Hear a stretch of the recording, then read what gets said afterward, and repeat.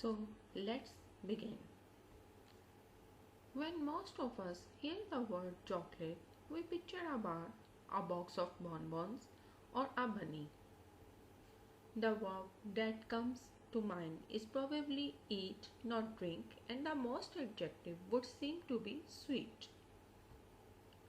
But for about 90% of chocolate long history, it was strictly a beverage and sugar did not have anything to do with it. Chocolate 4,000-year history began in ancient Mesoamerica, present-day Mexico. It's here that the first cocoa plants were found. The Olmec, one of the earliest civilizations in Latin America, were the first to turn the cocoa plant into chocolate. They drank their chocolate during ritual and used it as medicine. The history of chocolate began in Mesoamerica. Fermented beverages made from chocolate date back to 450 BC. The Mexico believed that cocoa seeds were the gift of the god of wisdom, and the seeds once had so much value that they were used as a form of currency. Originally prepared only as a drink, chocolate was served as a bitter liquid mixed with spices or corn puree. It was believed to be an aphrodisiac and to give the drinker strength. Today, such drinks are also known as gelato and are made by locals in the south of Mexico and the North Triangle of Central America. After its arrival to Europe in the 16th century, sugar was added to it and it became popular throughout society, first among the ruling classes and then among the common people. In the 20th century, chocolate was considered essential in the rations of United States soldiers during war. It is also believed that Christopher Columbus was the first European to discover the existence of cocoa tree. It is also believed that Columbus seized some cocoa plants from the native to bring back to Spain. Actually, cocoa beans were used as currency for the native South American at that time. However, the Spanish king and his court overlooked the value of cocoa trees and their seeds' values.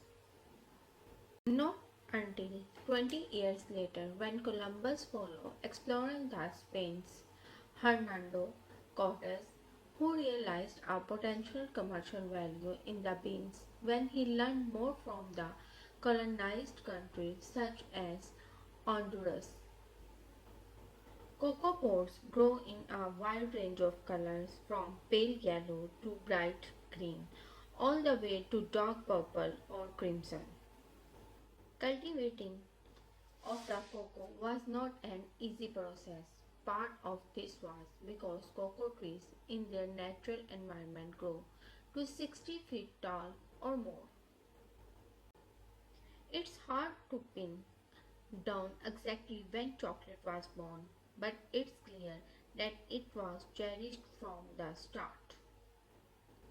Both the Mayans and Aztecs believed that cocoa beans had magical or even divine properties, suitable for use in the most sacred ritual of birth, marriage, and death. By the 17th century, chocolate was a fashionable drink throughout Europe, believed to have nutritious, medicinal, and even aphrodisiac properties, but it remained largely a privilege of the rich until the invention of the steam engine made mass production possible in the late 1700s. In 1828, a Dutch chemist found a way to make powder chocolate by removing about half the natural fat cocoa butter from chocolate liquor. Pulverizing what remained and treating the mixture with alkaline salt to cut the bitter taste.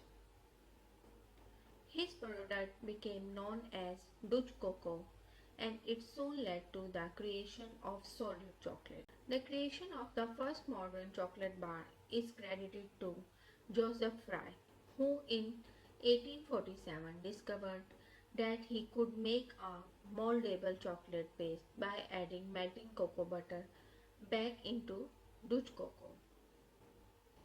By 1868, a little company called Cadbury was marketing boxes of chocolate candies in England. Milk chocolate hit the market a few years later, pioneered by another name that may ring a bell, Nestle. Today the Swiss are famous for their chocolate, are rightly so.